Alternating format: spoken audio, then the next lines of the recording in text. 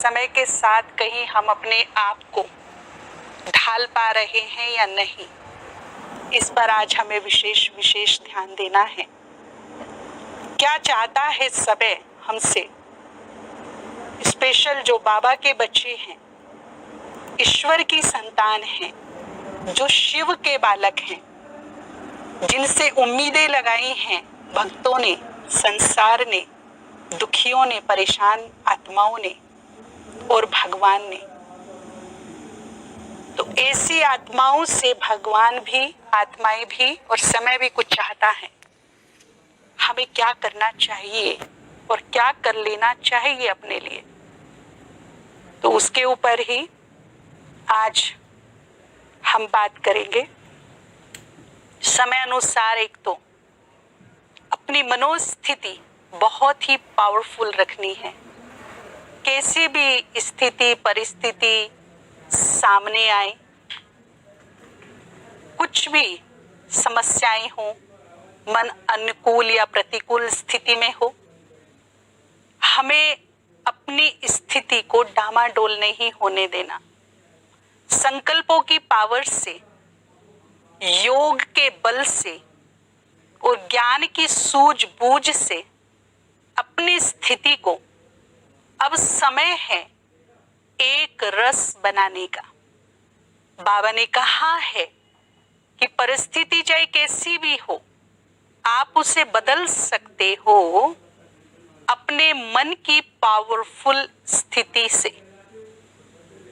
तो बहुत ही सुंदर एक बात मुझे याद आ रही है कि अब कार्मिक अकाउंट तो हम सबके सामने तेजी से आएंगे। जितनी तेजी से आएंगे उतनी ही तेजी से जाएंगे भी, रुकेंगी नहीं कोई बातें। लंबा समय कोई तूफान नहीं चलता।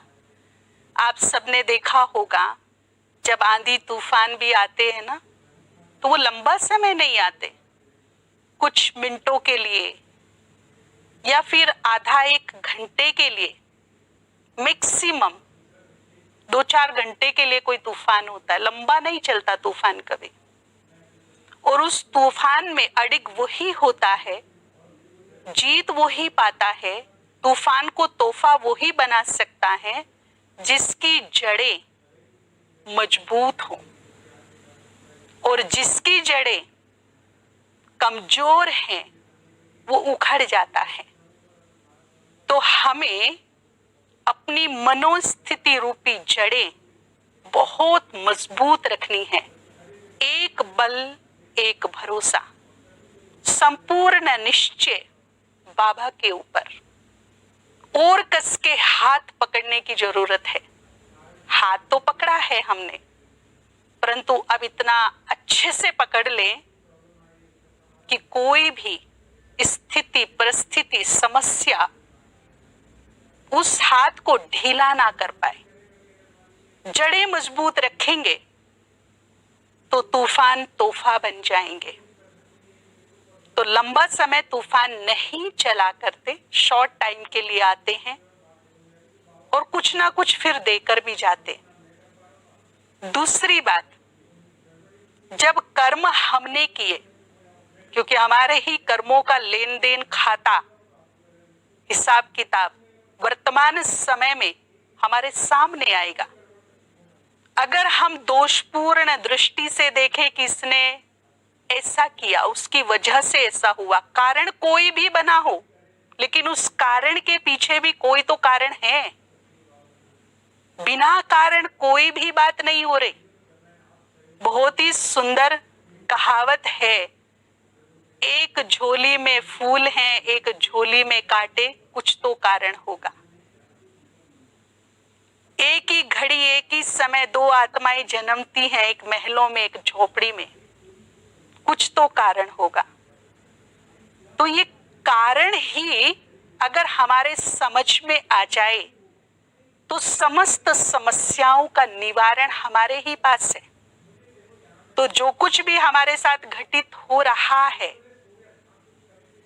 या जो कुछ चल रहा है, वो हमारे ही द्वारा किए गए कर्मों का परिणाम है।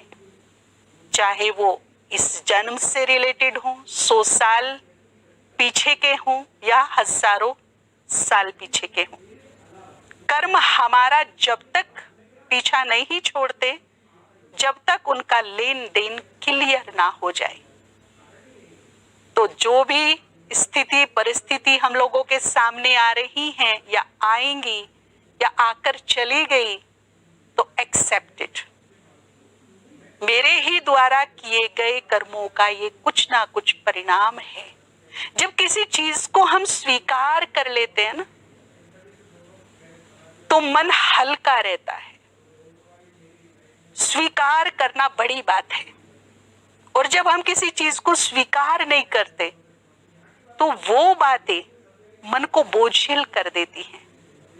जैसे देखिए, कोई व्यक्ति हमारे घर में बीमार है, तो हमने स्वीकार किया है कि बीमार है, लेकिन एक होप भी बनाया ठीक हो जाएगा।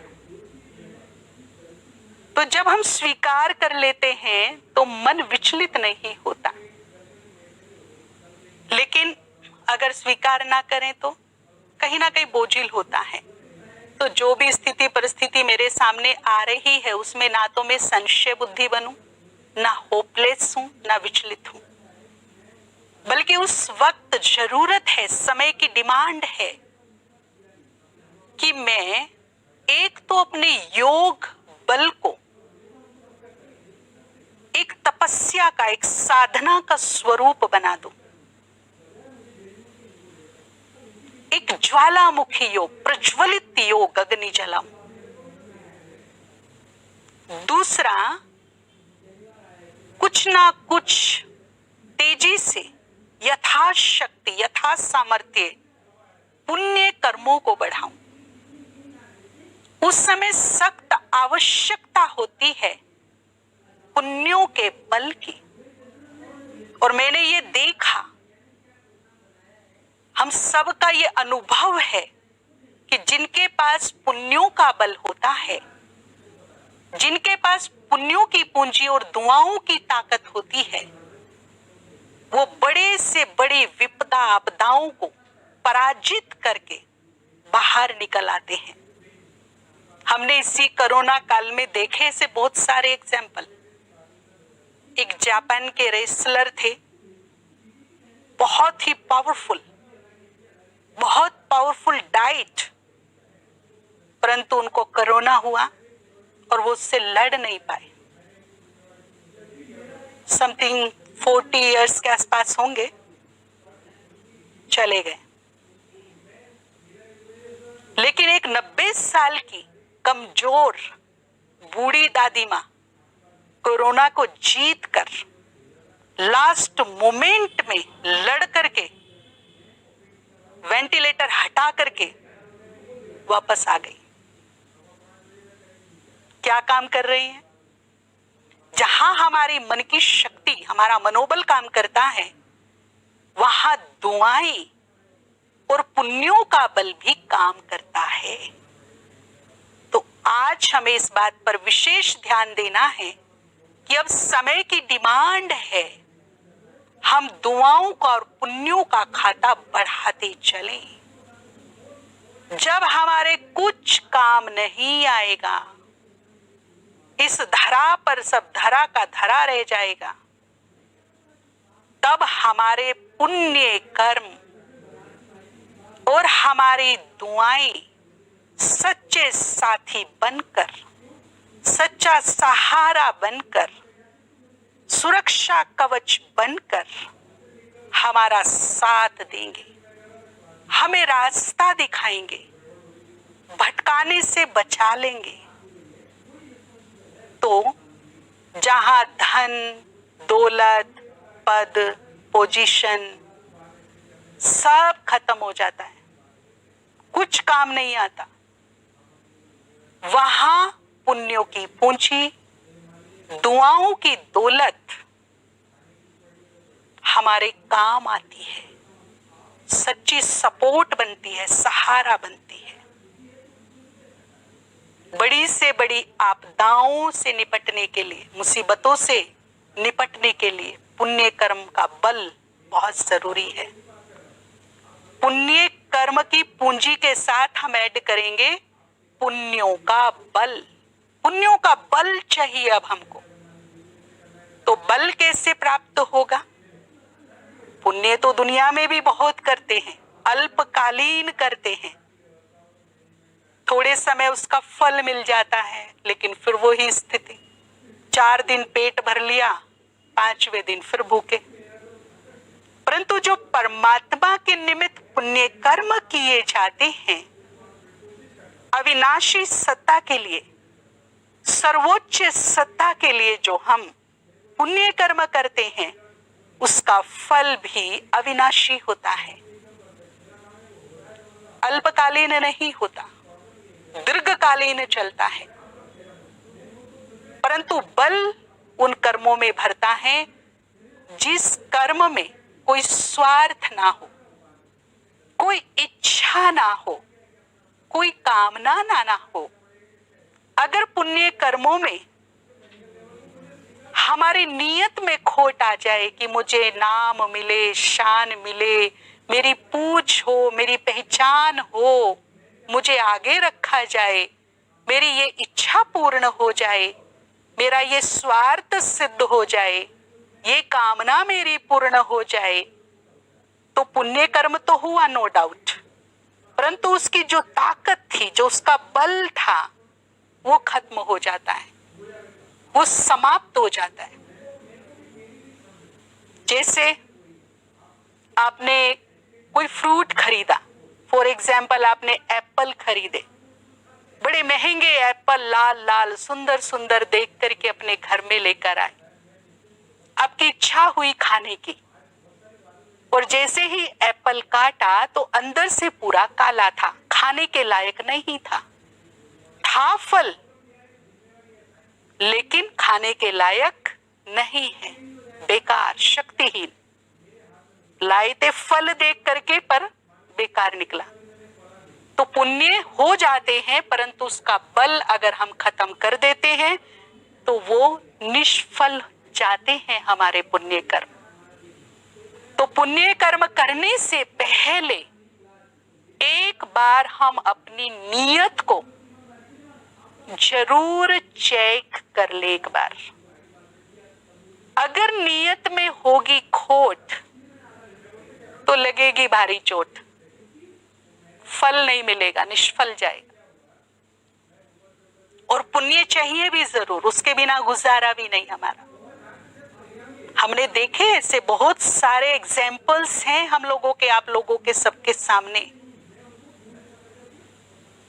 कि बड़े बड़े धनवान, पद पोजीशन वाले, कुछ ऐसी बीमारी लग गई कि धन धरा का धरा रह गया, काम में नहीं आया।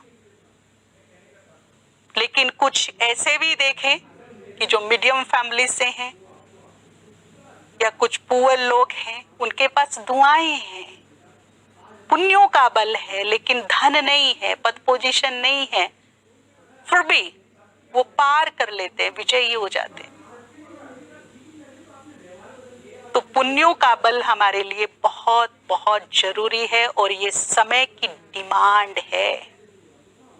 पर पुण्य कर्म करने से पहले एक परहेज करना बहुत जरूरी है, ये भी समय की डिमांड है।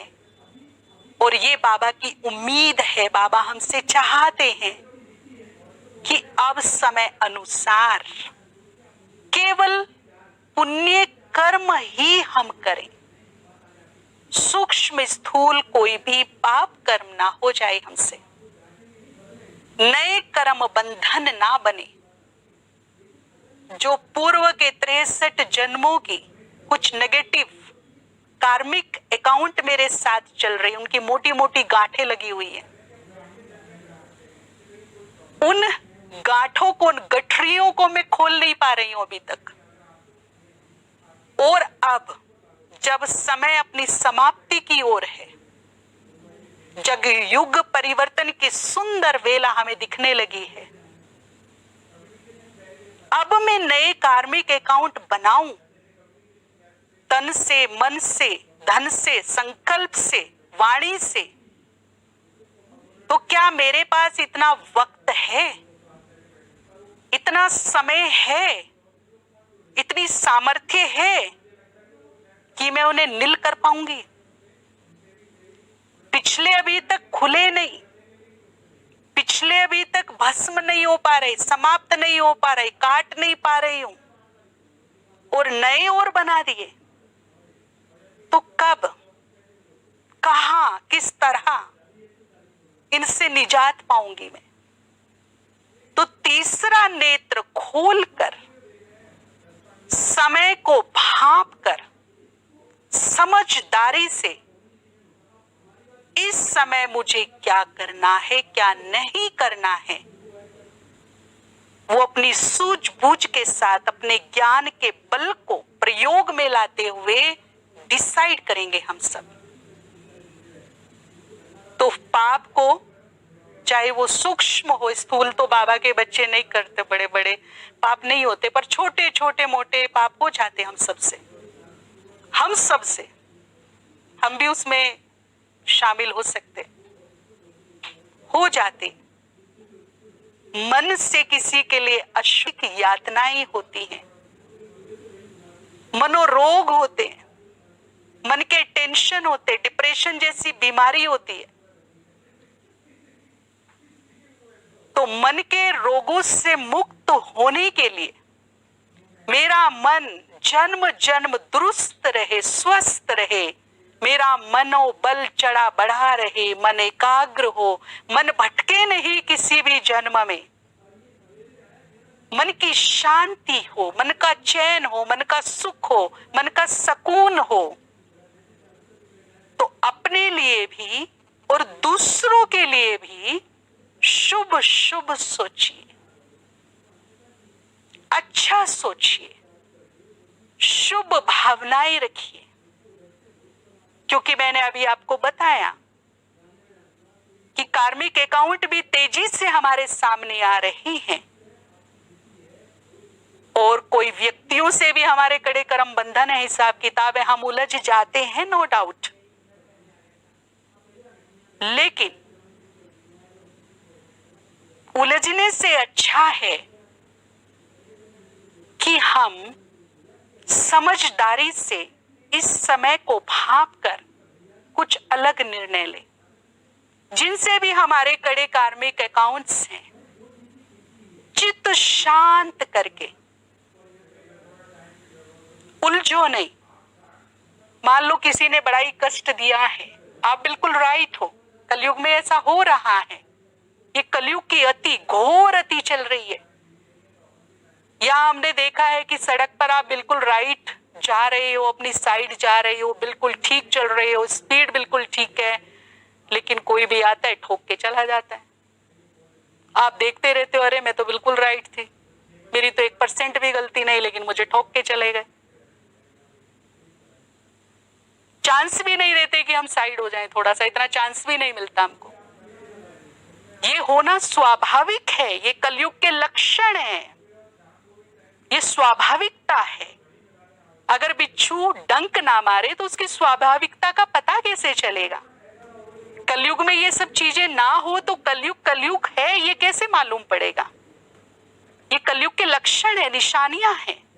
दुख देना, कष्ट देना, गिराना, झूठ, पाप, भ्रष्टाचार, करप्शन चरम सीमा पर, ये उसकी स्वाभाविकता है। और उसमें हम चल रहे हैं अंधियारे में, कोई भी ठोक के जा सकता है। अब मेरे पास अब क्या ऑप्शन बचता है कि मैं भागूं उसके पीछे, दौड़ूं, उसको दोबारा मैं भी ठोकूं, बदला लूं? तो मेरी एनर्जी भी वेस्ट होगी, मैं ठोकने की बजाय और ठुक जाऊं, ये भी कोई श्योरिटी नहीं है। ठीक है, मुझे कष्ट हुआ, मेरे संकल्प चलने स्वाभाविक है, उस टाइम पर मैं राइट हूं, पर मेरे साथ ये क्या हो गया?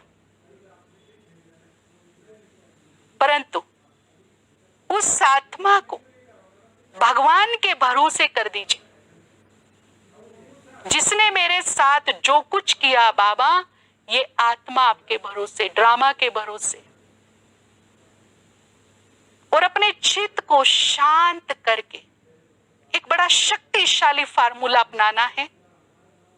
ऐसी आत्माओं से जिनसे मेरा कर्म बंधन है, चाहे वो इस जन्म से रिलेटेड हो या पूर्व जन्मों से रिलेटेड हो, 5 मिनट, 3 मिनट, 2 मिनट, 1 मिनट, जब भी वक्त मिले स्वेच्छा से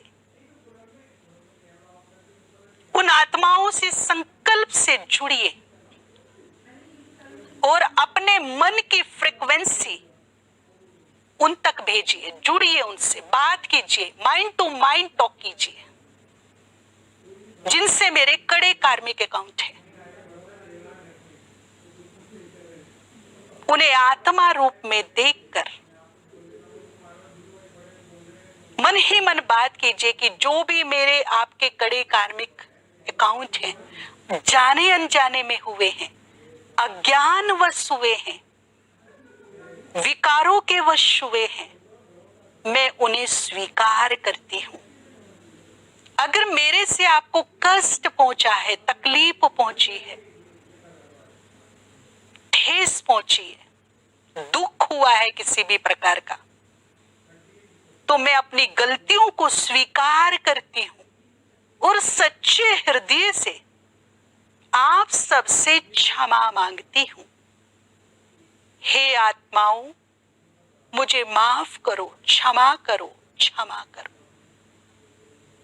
और उसमें आप नोट करें कि वर्तमान समय में ऐसी कौन सी आत्माएं हैं जिनसे कड़े कर्म बंधन सामने आ रहे हैं। उन आत्माओं को 100% विजुअलाइज कीजिए, सामने रखकर टॉक कीजिए, उनसे बात कीजिए, कॉम्प्रोमाइज कीजिए, क्योंकि उनकी नेगेटिव एनर्जी जाने अनजाने रूप में मेरे बनते कामों को बिगाड़ रही है, विघ्न बन रही है, मेरी सेहत को, धन को, कारोबार को, परिवार को कहीं ना कहीं वो डिस्टर्ब कर रही है। तो जो पूर्व जन्मों से रिलेटेड है उनसे संकल्प से जुड़ेंगे और जो इस जन्म से रिलेटेड है उनको विजुअलाइज करके बात करेंगे। और दूसरा, जिन्होंने मुझे कष्ट दिया है, इस जन्म का तो मुझे याद है लेकिन पूर्व जन्मों का मुझे याद नहीं है, तो संकल्प से जोड़ेंगे, हम यूनिवर्स माइंड बनाएंगे अपना। इस जन्म या पूर्व जन्म से रिलेटेड जो भी आत्माएं जिन्होंने मुझे कष्ट दिया, तकलीफ दी, मैं सच्चे हृदय से, दिल से शिव बाबा परम सद्गुरु को साक्षी रखते हुए अपने मन की चैन के लिए, अपनी सुकून भरी नींद के लिए, अपनी वर्तमान खुशी के लिए, अपने चित्त की शांति के लिए स्वेच्छा से इन सभी आत्माओं को क्षमा करती हूं, क्षमा करती हूं, क्षमा करती हूं। हर कर्म बंधन से मैं पर्सनली, व्यक्तिगत रूप से इन्हें मुक्त करती हूं। और अब फाइनल कुछ लेन देन करनी है आत्माओं से। वैसे भी देखिए, जब कोई समझौता करते हैं तो कुछ लेन देन भी करते। तो लेन देन क्या करनी है, बड़ी खूबसूरत चीजें बाबा ने हमें सिखाई है, जीवन जीने की कला। कुछ शुभ भावनाओं का, दुआओं का दान करेंगे उन आत्माओं के लिए, क्षमा याचना करके, क्षमा दे करके। फिर विजुअलाइज कीजिए कि ये आत्माएं मेरे मन की बात को सुन रही है और मेरी एक एक शुभ भावना, शुभ कामना, मेरी दुआएं एक करंट की तरह, एक लाइट की तरह इन आत्माओं के पास जा रही हैं और फलीभूत हो रही हैं, रोशनी कर रही हैं, प्रकाशित हो रही हैं। ये विजुअलाइज करते हुए कम से कम 10 दुआओं का दान कीजिए उन आत्माओं को जिनसे मेरे कड़े कार्मिक अकाउंट है, जिन्हें अब तक मैं बद्दुआएं दे रही थी, चुगलियां कर रही थी, निंदा कर रही थी, नीचे दिखा रही थी, जिनका नाम सुनना पसंद नहीं था। करके देखिए, आज ही रात को सोने से पहले सच्चे हृदय से करके देखिए और प्रैक्टिकल रिजल्ट देखना कि सर पे से कितना भारी बोझ उतर गया। कितना सुकून मिलेगा, कितनी शांति मिलेगी, रिलैक्स फील करेंगे हम अपने आप को। तो 10 दुआओं का दान करके जो उनकी नेगेटिव एनर्जी अनचाहे रूप में मेरे पास आ रही है, उनको मैं ब्रेक लगा सकती हूं अपनी पॉजिटिव एनर्जी भेज कर। बाबा ने कहा एक बार, आप सबको याद होगा, कि यदि कोई आपको एक बद्दुआ दे, बद्दुआ माना एक नेगेटिव एनर्जी है जो कहीं ना कहीं मेरे लिए नेगेटिव सिद्ध होने वाली है, तो कोई आपको 1 गुना नेगेटिव एनर्जी दे रहा है, एक बद्दुआ दे रहा है, उसके प्रभाव से मुक्त होने का उपाय क्या है? कैसे उससे हम बच सकते हैं? और आप सोचिए कि जो ब्राह्मण आत्माएं हैं वो पवित्र हैं, एक गुण तो उनके पास सॉलिड है, पवित्रता का।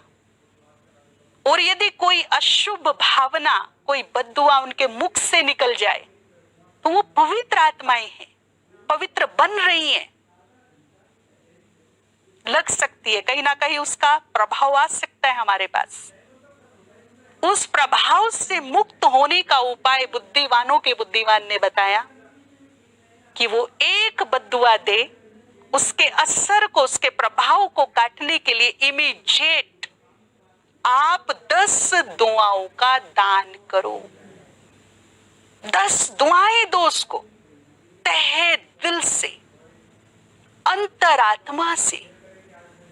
इस आत्मा का कल्याण हो, भला हो, ये सुखी रहे, सद्मार्ग पर चले, इसके जीवन में सुख हो, स्वास्थ्य हो, समृद्धि हो, इसका सदा भला हो, भला हो, कल्याण हो, कल्याण हो, मंगल हो।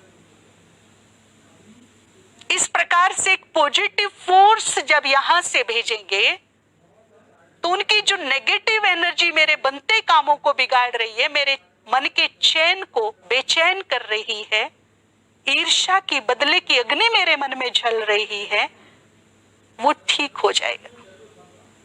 वो नेगेटिव एनर्जी को ब्रेक लग जाएगा। मेरे खुद के लिए, पर्सनली मेरे जीवन के लिए ये रामबाण का काम करेगा।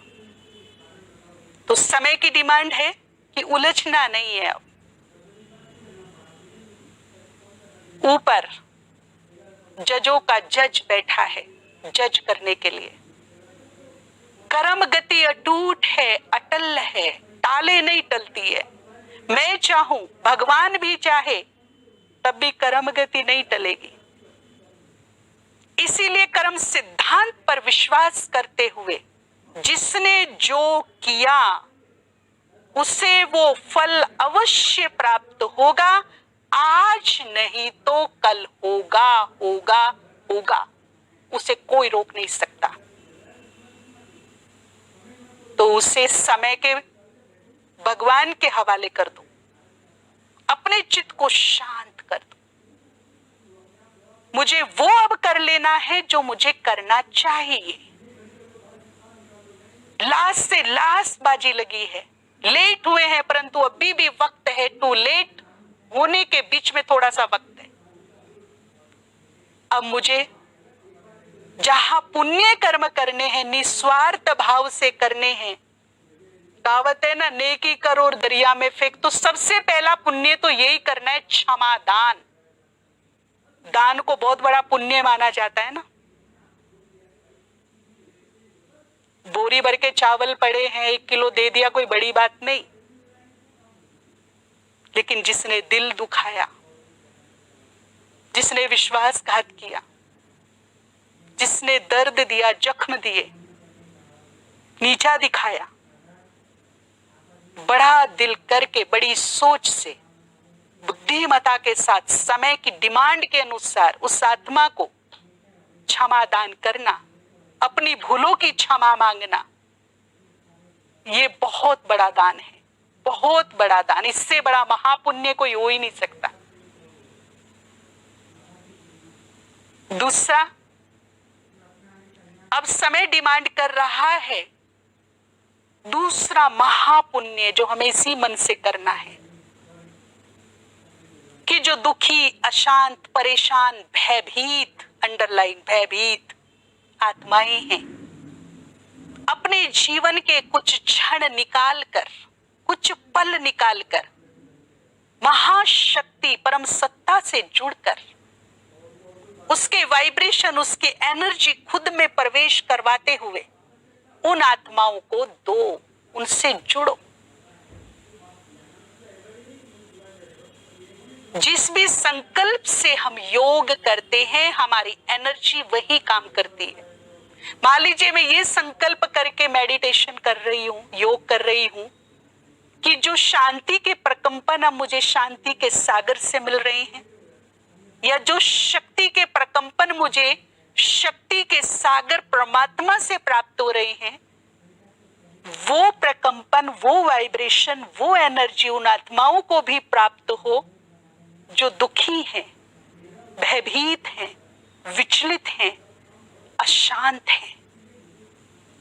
तो हमारी फ्रीक्वेंसी वहीं जुड़ जाएगी, हमारे वाइब्रेशन उन आत्माओं को पहुंचेंगे, उन्हें सुकून देंगे, उनके मन को राहत देंगे, उन्हें चैन प्रदान करेंगे। ऐसा लगेगा जैसे जलती आग में किसी ने शीतल छींटे डाल दिए हो। तो आप सोचिए, एक आत्मा चिंता में जल रही हो और वहां उसे फील हो रहा हो कि कोई शीतल छींटे डाल रहा है, उसे सुख सुकून महसूस हो रहा है, तो कितना बड़ा पुण्य होगा ये। घर बैठे बिना खर्च किए महा पुण्यों में ये एक पुण्य होता है। जरूर कमाइए ये दौलत, जरूर कमाइए। दूसरा, अब वक्त आ गया है कि जो भी हमारे संबंध संपर्क में हैं, आसपास से रिश्तेदार हैं, जितनों के भी हम संपर्क में आते हैं, एक बार युक्ति युक्त बड़े कॉन्फिडेंस के साथ इस धरा पर जो सुंदर घटना घटित हुई है, परमात्मा का अवतरण, वो परिचय जरूर दीजिए। 2 मिनट, 5 मिनट, 10 मिनट, कैसे भी करके, फोन के थ्रू, मैसेज के थ्रू, सामने जाकर के कोई भी विधि अपनाइए। ये अंतिम से अंतिम सेवा बची है, परमात्मा का संदेश सभी को देना, उसके अवतरण की सत्य घटना से सबको अवगत कराना, ये मेरा परम कर्तव्य है। और ये सेवाओं में महासेवा के रूप में आता है। तो हमारे पुण्य कर्मों में ये भी एक बहुत बड़ा पुण्य कर्म हो जाएगा। और आप जहां भी रहते हो, जो भी कार्य करते हो, बस एक छोटा सा चेंज करना है और फिर आप देखिए कि कैसे इमीडिएट आपको पुण्यों की प्राप्ति होती है। या तो मेरा घर या फिर तेरा घर, या तो मेरा बिजनेस या फिर तेरा बिजनेस।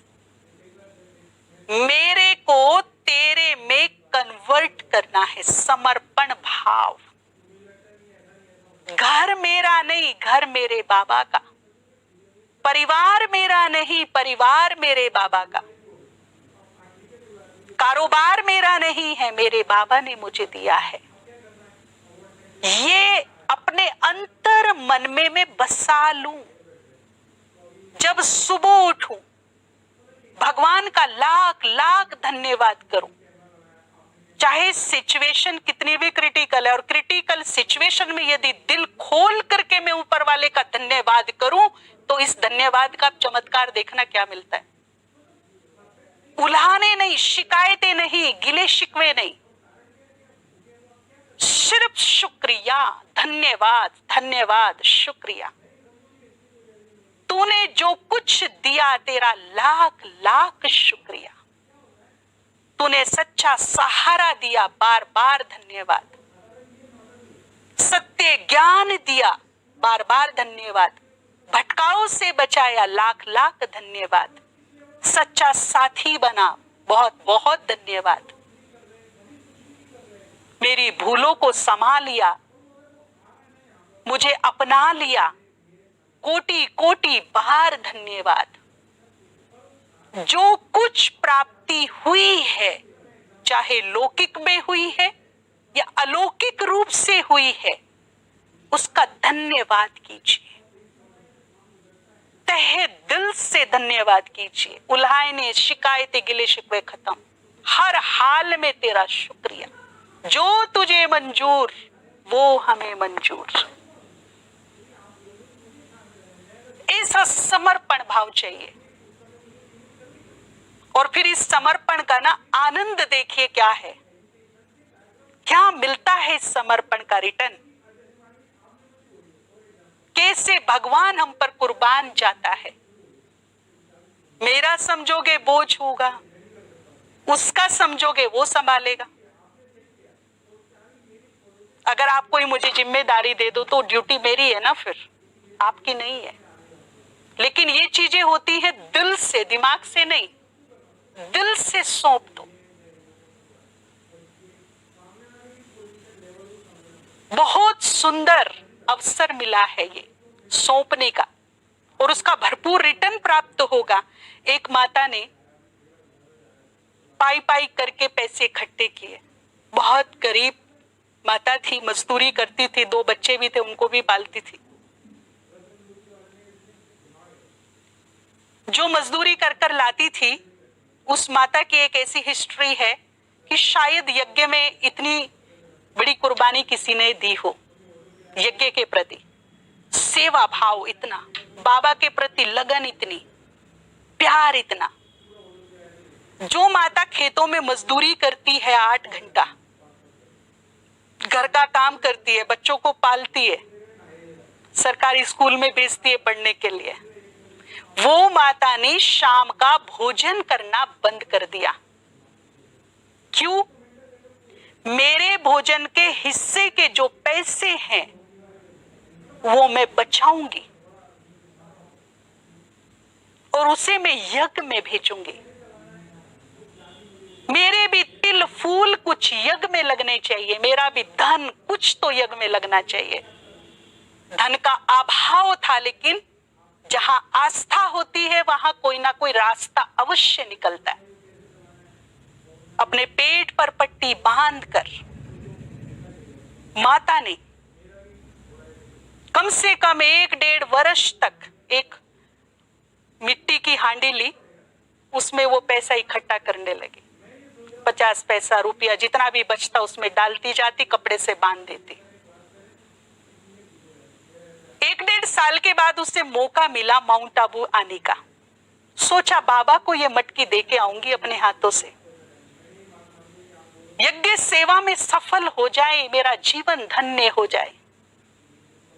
बड़ी श्रद्धा से उस मटकी को लेकर के ट्रेन में चढ़ गई।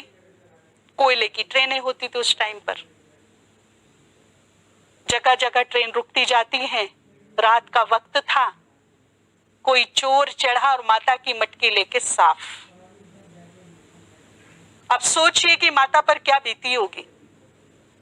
रो रो कर माता का बुरा हाल, बड़ी दुखी होती हुई मधुबन पहुंची, बाबा से मिली। बाबा को बोला, बाबा मैं लुट गई, मैंने 1.5 साल तक भोजन नहीं किया शाम का, पेट पे पट्टी बांध बांध कर मैंने जमा किया और चोर मेरी चोरी करके ले गया, मुझे लूट लिया।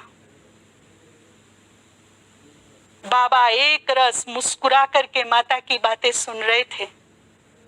बाबा ने उसको सांत्वना दी, सर पे बड़े प्यार से हाथ घुमाया, पुचकारा, आंसू पोंछे और कहा, बच्ची चोरी तेरी नहीं हुई है, चोरी तो चोर की हो गई, लुट तो चोर गया, तुम्हारी चोरी नहीं हुई। तुमने 1.5 साल पहले जिस घड़ी, जिस पल ये संकल्प किया था सच्चे दिल से, मन से, कि मुझे यज्ञ में सेवा अर्थ भेजना है, उसी घड़ी, उसी क्षण भगवान के रजिस्टर में तुम्हारा जमा हो गया था। इसीलिए तू चिंता मत कर, जब जिस पल तूने श्रद्धा से बाबा के लिए डाला, यज्ञ के लिए डाला, सेवा के लिए डाला, इधर तूने डाला, उधर वहां जमा हो गया। तो तेरा तो जमा है, तेरा जमा है, तू नहीं लूटी है। पर हाँ, उसने अपने भाग्य को जरूर लकीर लगा लिए, जो चोरी करके ले गया वो तो बर्बाद होना ही होना है।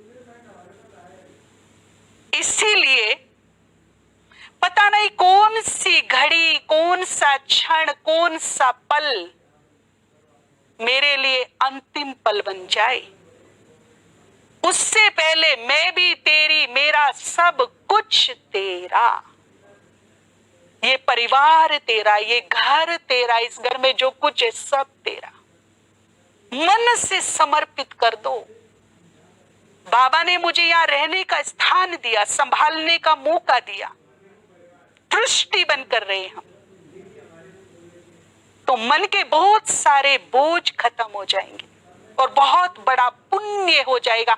मान लीजिए ये घर बाबा का, ये परिवार बाबा का, जब मैं इस भाव से, इस संकल्प से, इस वृत्ति से काम करूंगी, भोजन बनाऊंगी, तो किसके लिए बनाऊंगी? बाबा के परिवार के लिए, बाबा के लिए प्रसाद बनाऊंगी, तो वो काम नहीं होगा, वो कार्यों में शामिल नहीं होगा। वो घर अब मेरा यज्ञ बन चुका है, शिव का स्थान बन चुका है। वो खाना नहीं बनेगा, वहां प्रभु प्रसाद बनेगा।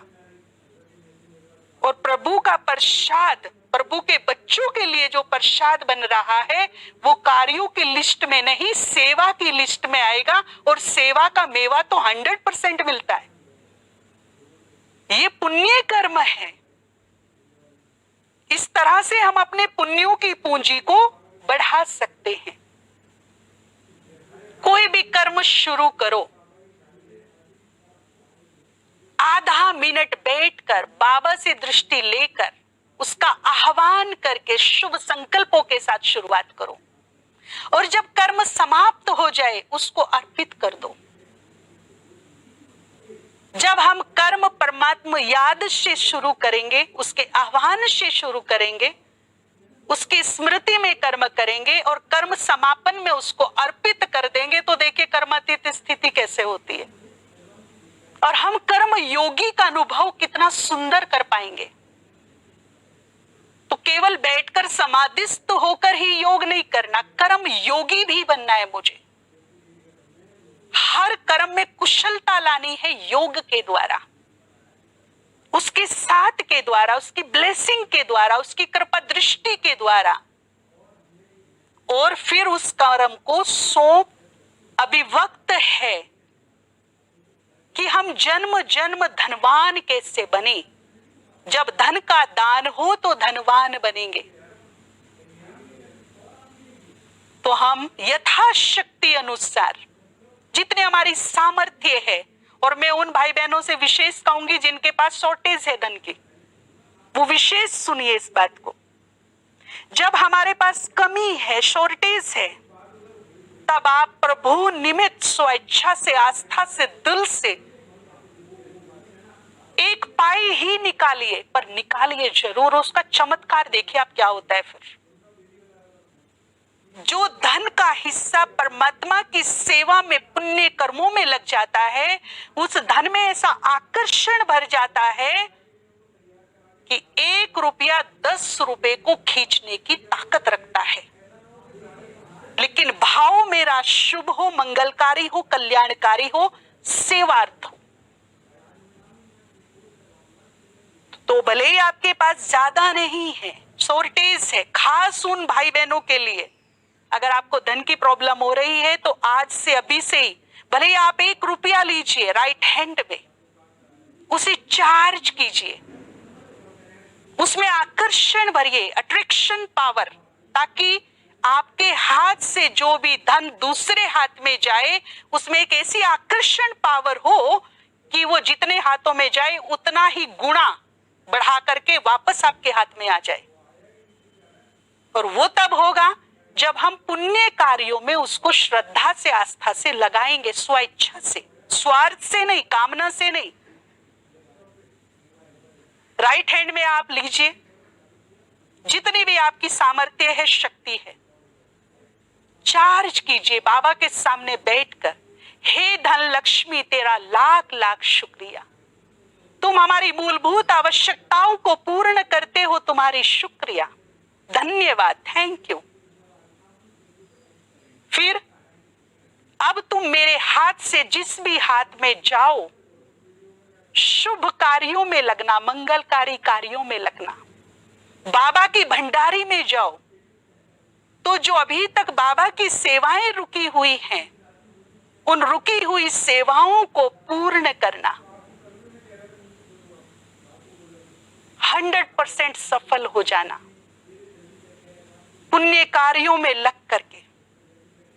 और फिर जैसे बहुत रिस्पेक्ट से हम यज्ञ में स्वाहा करते हैं ना, तिल सामग्री डालते हैं, स्वाहा, ऐसे धन देने का तरीका आना चाहिए। ऐसे नहीं चलते चलते बस यूं, भंडारी में हमने देखा कुछ चलते जाते जा रहे हैं और ऐसे ऐसे नहीं।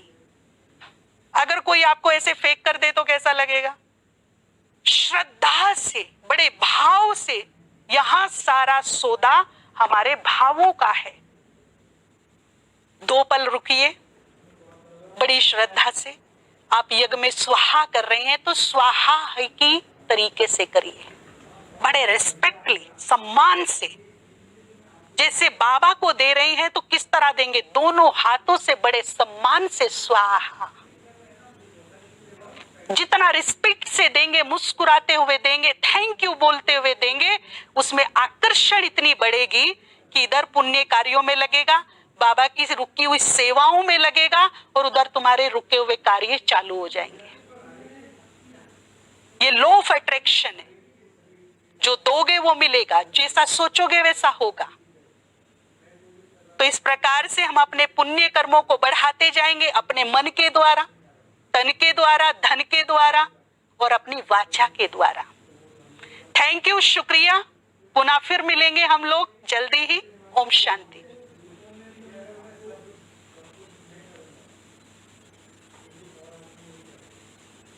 टाइम नहीं पता चला, टाइम हो गया ना?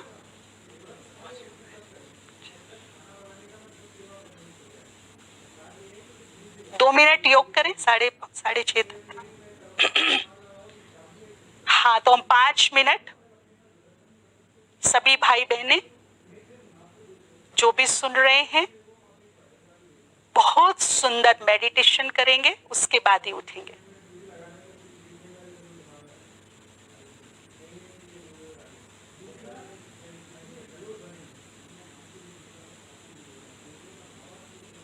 सभी फील करेंगे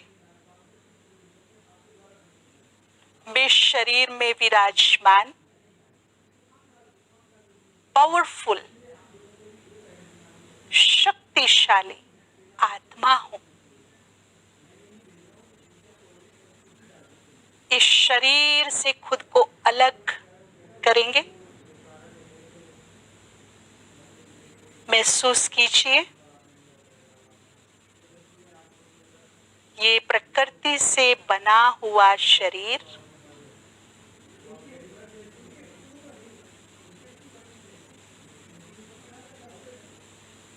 प्रकृति में विलीन हो रहा है।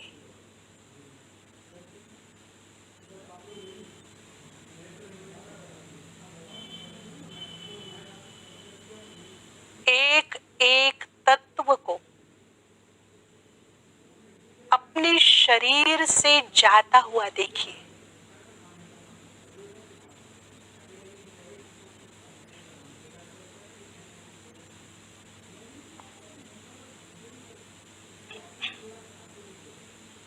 फील कीजिए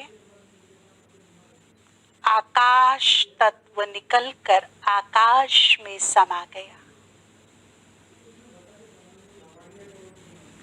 अग्नि तत्व अग्नि में विलीन हो गया।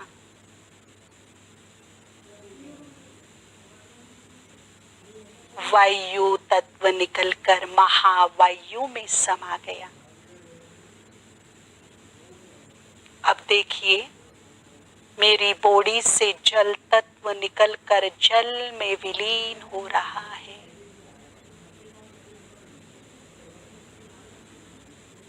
पृथ्वी तत्व धरती में समा गया। पांचों तत्वों में विलीन हो गए।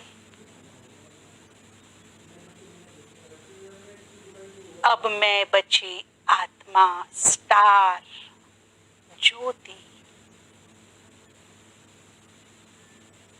1 फुट दूरी से मन के नेत्र से देखिए, जगमगाती ज्योति, आत्मा। कितनी खूबसूरत, दिव्य, शिव की संतान मैं, आत्मा।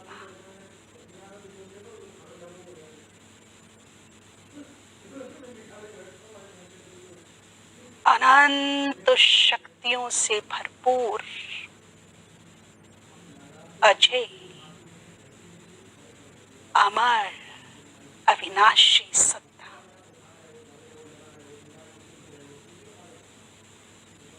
बहुत पावरफुल।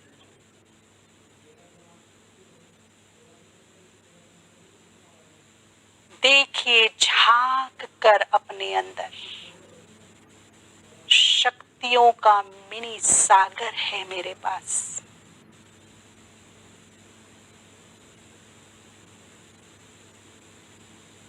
समस्त शक्तियां हैं मेरे पास।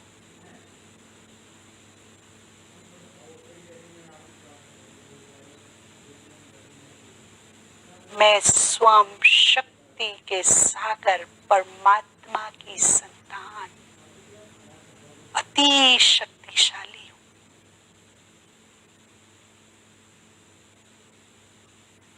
विजुअलाइज कीजिए परम धाम में महाज्योति को, ज्ञान सूर्य, सूरज की तरह चमकता हुआ, शक्तियों से भरपूर, मेरे बिल्कुल सम्मुख। निहारिए इस जादुई ज्योति को, जो महाज्योति है। तीनों लोक इस ज्योति से प्रकाशित है।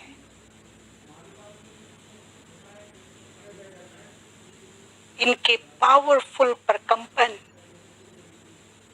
मुझ में समा रहे हैं।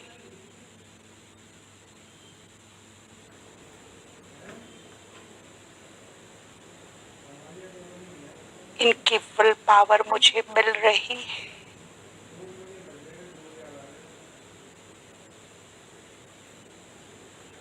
इनकी ब्लेसिंग्स शक्तियों के रूप में मुझ आत्मा में समा रही है। फील करें, पावरफुल वाइब्रेशन मुझ में समा रहे हैं, तेजस्वी प्रकाश के रूप में, दिव्य प्रकाश के रूप में।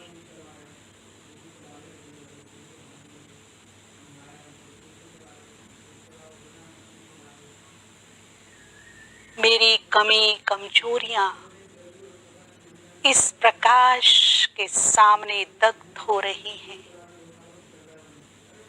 भस्म हो रही है।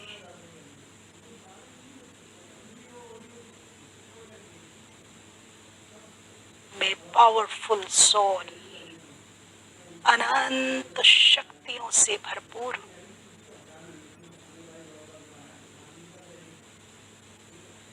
मैं मास्टर सर्वशक्तिवान हूं। मास्टर सर्वशक्तिवान, अनंत शक्तियां मेरे पास है। फील कीजिए,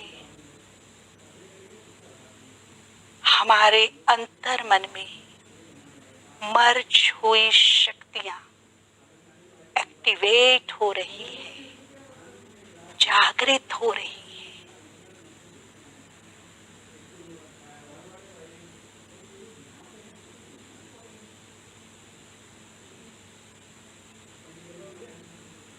बहुत शक्तिशाली आत्मा हूँ, बहुत पावरफुल परमात्म शक्ति मेरे पास है। हर कमी कमजोरी को जीतने की ताकत मेरे पास है। मैं मास्टर सर्वशक्तिवान हूँ, अनंत शक्ति मेरे पास है।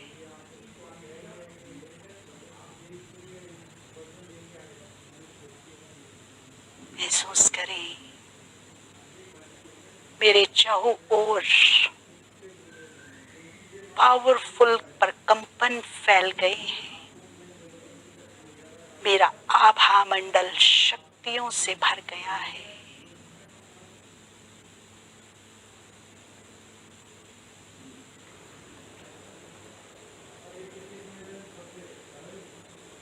ओम शांति, ओम शांति, ओम शांति।